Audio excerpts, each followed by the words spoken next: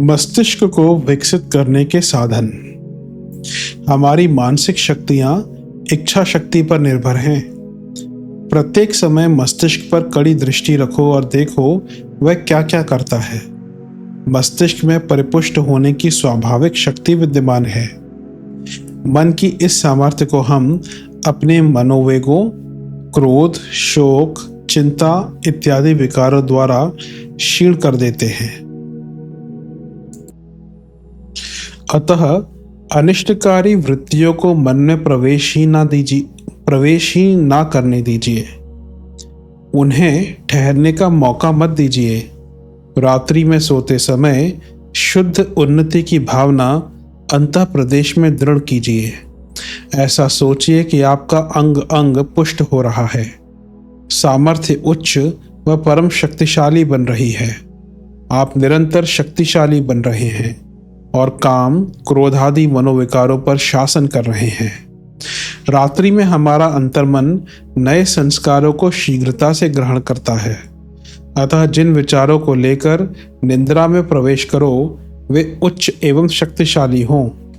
उनके शब्द शब्द में प्रबल शक्ति भरी हो तथा वे मन शक्ति को उत्तेजित करने वाले हों।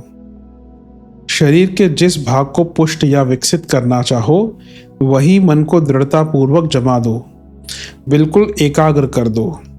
रुधिर का संचालन प्रचुर वेग से होगा तथा वह अंग विकसित होने लगेगा। मस्तिष्क का मध्य बिंदु दोनों कानों के बीच के मध्य भाग के स्थान पर है। इसी स्थान पर मन को एकाग्र करना चाहिए। मस्तिष्क का मध्य बिंदु दोनों कानों के बीच के मध्य भाग के स्थान पर है। इसी स्थान पर मन को एकाग्र करना चाहिए। एकाग्रता के साथ साथ यह भी सोचना चाहिए कि मेरे मस्तिष्क के अणुओं की वृद्धि हो रही है। ज्यों-ज्यों आपकी भावना तीव्र होगी त्यों-त्यों मस्तिष्क विकसित होता चला जाएगा।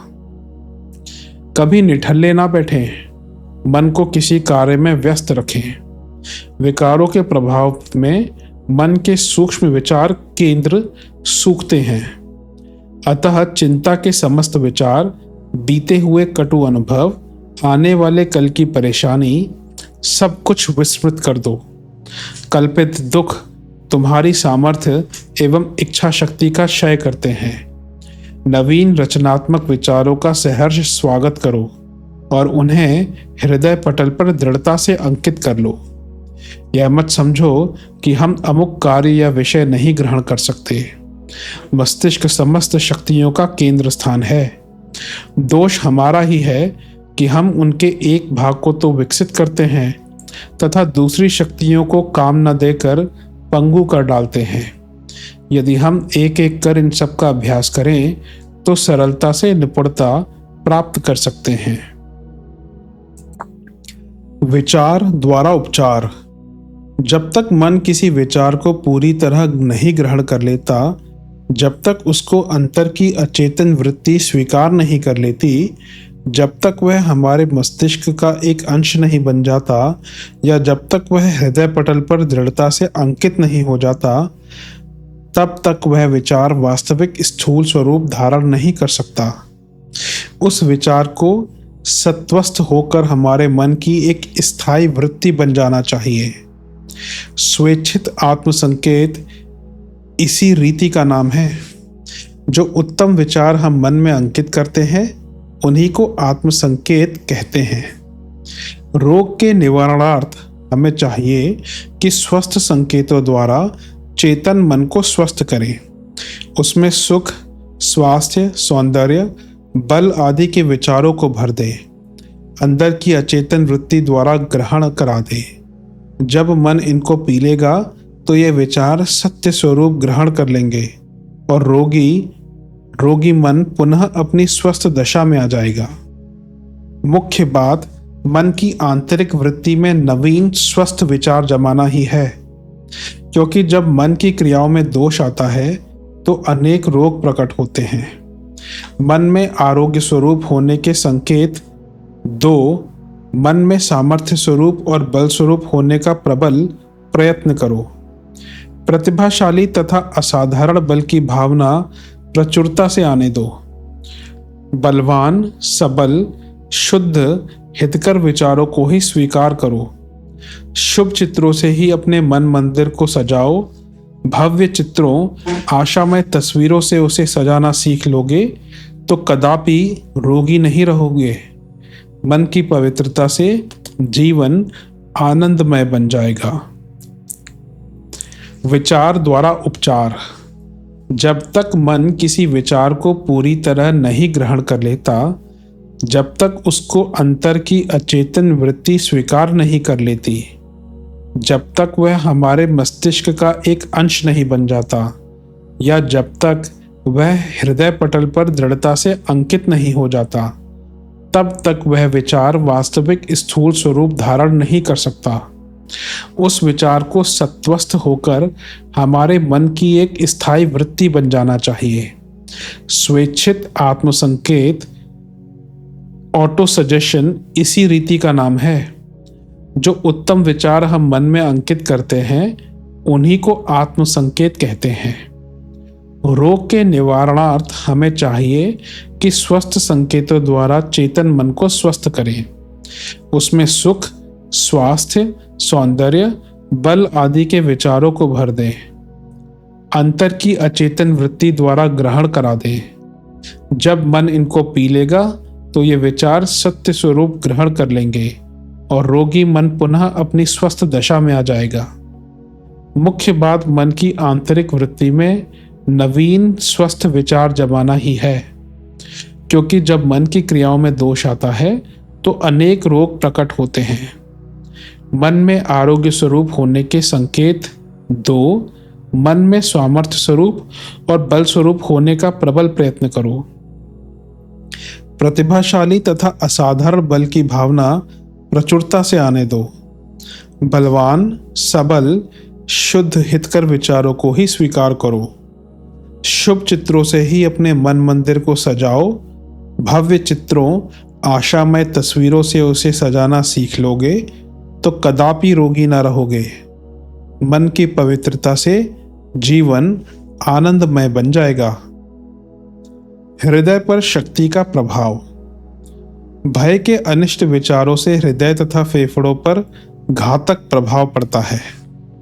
भय का विचार आते ही मनुष्य सीना दबाकर निश्चेष्ट बैठ जाता है। श्वास क्रिया में रुकावट पैदा होती है। आनंद और उत्साह के विचारों से सीना फूल उठता है। हृदय में मस्ती आती है। श्वास लेने में सरलता का अनुभव होता है। अंग अंग फड़क उठता है। कभी कभी तो क्षण भर में आश्चर्यजनक परिवर्तन दिखाई पड़ता है। हमारे शरीरस्थ अंतः प्रवाह की उष्णता कम या अधिक करना, गति तीव्र या न्यून करना हमारे अपने हाथ की बात है। सद्विचार द्वारा हम इच्छानुसार इस गति में परिवर्तन कर सकते हैं। इच्छा शक्ति ही विचार उत्पन्न करने की शक्ति है और विचारों से ही इस शक्ति का निर्माण होता है। इसलिए इच्छा शक्ति कम होने पर ऐच्छिक विचार निर्माण करना कठिन हो जाता है, क्योंकि भय के विचार से हमारी भावोत्पादक शक्ति निर्बल हो जाती है। सदा सर्वदा स्वास्थ्य, आनंद एवं शक्ति के विचार मन में आने दीजिए। अनंत शक्ति के केंद्र परमात्मा से अपना संबंध जोड़िए। जब हम आध्यात्मिक जीवन का अनुभव करने लगते हैं, जब हम पूरी तरह यह निश्चय कर लेते हैं कि दैवी तत्व से हमारी एकता है, तब हमारी सब विपत्तियां दूर हो जाती हैं। हमारे पाप और बीमारियां शांत होने लगती हैं। मनुष्य उतना ही महान होगा जितना वह अपनी आत्मा में सत्य, दया और प्रेम का विकास करेगा और इन सब के मूल परमात्मा से संबंध स्थिर करेगा। ऐक्य हमारी आत्मा का गुण है। प्रेम, न्याय, सौंदर्य के हम तत्व हैं।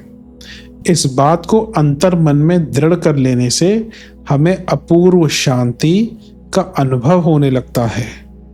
निर्मलता के दर्शन होने लगते हैं तथा आत्मा आध्यात्मिक भवन पर बहुत ऊंची चढ़ जाती है। आइए अब समझते हैं हमारे कल्पित भय। हम देखते हैं कि अनेक व्यक्ति काल्पनिक शत्रुओं के विचारों से उद्विग्न हो उठते हैं। उनके मन में व्यर्थ की शंका प्रस्तुत रहती है। असत चिंतन से उनका जीवन भार स्वरूप हो उठता है। वे कहते हैं, भाई अब थक गए, जिंदगी से बाज आए, हमें मौत उठा ले तो अच्छा है, हमारा दुनिया में कौन है।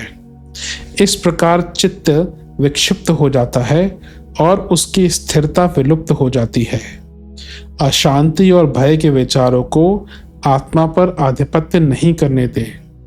ऐसे निष्प्रयोजन चिंतन से कितने ही व्यक्ति मस्तिष्क का दुरुपयोग कर रहे हैं। हमारे दुख, हमारी तकलीफें, हमारा वातावरण 90% हमारे अपने उत्पन्न किए हुए हैं। अनेक विकट प्रसंग हमारी मिथ्या कल्पना के सहारे विनिर्मित होते हैं। जो व्यक्ति संशय की भावना लेकर कार्य में प्रविष्ट होकर चूहे मक्खी तक से भयभीत रहे और नरक की यंत्रणा भोगा करे, उसकी कायरता, निराशा, विकृत मन की प्रतिक्रिया ही तो है।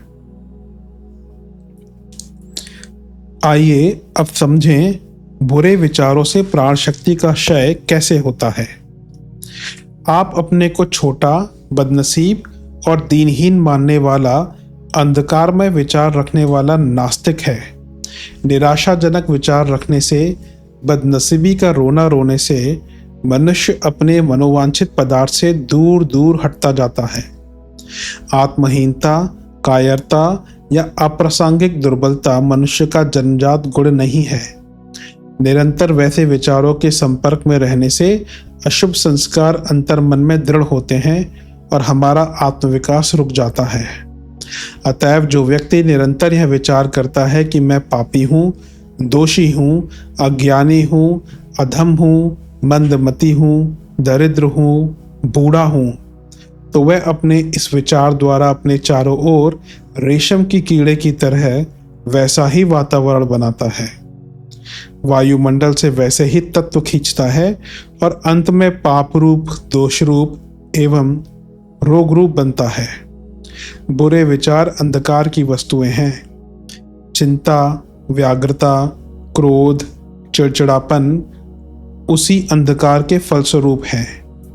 ये ही मानव जीवन को संकुचित एवं संकीर्ण बना रहे हैं। ये ही हमारे मनोवेगों को प्रदीप्त करते हैं।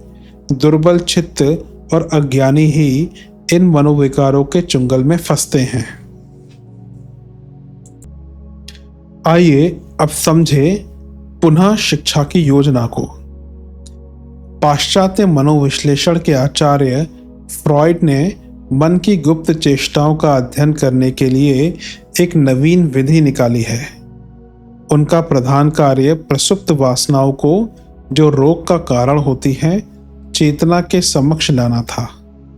रोगी को संकेत दे देकर उसके मन के गुप्त प्रदेश से ये छिपी हुई वासनाएं निकाली जाती थी। जब चेतन मन इन प्रसुप्त वासनाओं को स्वीकार कर लेता है तो रोग का अंत हो जाता है। फ्रॉइड इस मनोविश्लेषण की पद्धति को सिंथेसिस कहते थे। कैथार्सिस मानसिक शांति प्राप्त करने का उत्तम उपाय है, किंतु यह स्थायी नहीं। स्थायी मानसिक शांति के लिए मन से पुराने दुष्ट संस्कार निकालना ही काफी नहीं है। खाली मन शैतान का घर है। अतः दबी हुई कुत्सित वासनाओं को निकालकर उनके स्थान पर मन में पवित्र, स्वास्थ्यवर्धक और नवीन विचारों के बीज जमाना है। जैसे कटीली झाड़ियों को साफ कर देने पर भी यह डर रहता है कि वे पुनः न उगाएं, इसी प्रकार प्रसुप्त वासनाओं की जगह नवीन संस्कारों को जमाना अति आवश्यक है। निरंतर उन्हें दृढ़ करके स्थायी मानसिक शांति प्राप्त की जा सकती है। स्मरण रखिए, बुरे, कलुषित, अनिष्ट संस्कारों का प्रतिकार शुभ, पवित्र, कल्याणकारी शुभ संस्कारों से ही हो सकता है। अनिष्ट संस्कार कुटिल और असत्य शिक्षा के प्रतीक हैं। ऐसी शिक्षा सर्वनाशकारिणी है। आइए अब समझें हम अपने हितैषी कैसे बने। अपने को उत्तम अवस्था में रखने तथा अपनी शक्तियों पर पूर्ण विजय प्राप्त करने के लिए मन को उचित है कि वह मानसिक दृष्टि से अपना हितैषी बने, अर्थात अपने विषय में सदा सर्वदा उत्कृष्ट विचार ही रखे। निज जीवन के प्रति जैसी हमारी व्यक्तिगत भावना, दृष्टिकोण तथा कल्पना होगी, उसी के अनुसार हमारी जीवन यात्रा मृदु अथवा कर्कश होगी। यदि एक व्यक्ति सुखी एवं समृद्ध है तो उसका प्रधान कारण यह है कि वह सदा सर्वदा शुभ भावना में निवास करता है। यदि कोई व्यक्ति क्लांत है, दुखी है, विक्षुब्ध है, तो इसका विशिष्ट कारण यह है कि वह मन की क्रिया को चिंता, संदेह, कृशता के कुत्सित चिंतन में ही समाप्त कर देता है। सुख तथा दुख, समृद्धि तथा गरीबी, उदारता एवं संकीर्णता मानव समाज की उत्कृष्ट एवं निकृष्ट दो भूमिकाएं हैं। ये दोनों मनुष्य के स्वभाव तथा अभ्यास के परिणाम है। दृढ़ इच्छा के अभ्यास से मनुष्य निम्न स्थिति से उच्च स्थिति में प्रवेश कर सकता है। जब कभी हम अपने विषय में विचार करें तो सदा अपने को सुंदर और स्वस्थ समझें। जिस बात से हमारा गौरव, मान या महत्व घटता हो, उसे ना तो कभी देखें और ना कभी सुने। It is very important, so I'm going to repeat this. It is the solution point. अपने हितैषी कैसे बने? अपने को उत्तम अवस्था में रखने तथा अपनी शक्तियों पर पूर्ण विजय प्राप्त करने के लिए मनुष्य को उचित है कि वह मानसिक दृष्टि से अपना हितैषी बने, अर्थात अपने विषय में सदा सर्वदा उत्कृष्ट विचार ही रखे। निज जीवन के प्रति जैसी हमारी व्यक्तिगत भावना, दृष्टिकोण तथा कल्पना होगी, उसी के अनुसार हमारी जीवन यात्रा मृदु अथवा कर्कश होगी। यदि एक व्यक्ति सुखी एवं समृद्ध है तो उसका प्रधान कारण यह है कि वह सदा सर्वदा शुभ भावना में निवास करता है। यदि कोई व्यक्ति क्लांत है, दुखी है, विक्षुब्ध है, तो इसका विशिष्ट कारण यह है कि वह मन की क्रिया को चिंता, संदेह, कृशता के कुत्सित चिंतन में ही समाप्त कर देता है। सुख तथा दुख, समृद्धि तथा गरीबी, उदारता एवं संकीर्णता मानव समाज की उत्कृष्ट एवं निकृष्ट दो भूमिकाएं हैं। ये दोनों मनुष्य के स्वभाव तथा अभ्यास के परिणाम हैं। दृढ़ इच्छा के अभ्यास से मनुष्य निम्न स्थिति से उच्च स्थिति में प्रवेश कर सकता है। जब कभी हम अपने विषय में विचार करें तो सदा अपने को सुंदर और स्वस्थ समझें। जिस बात से हमारा गौरव, मान या महत्व घटता हो, उसे ना तो कभी भी देखें और ना कभी भी सुने।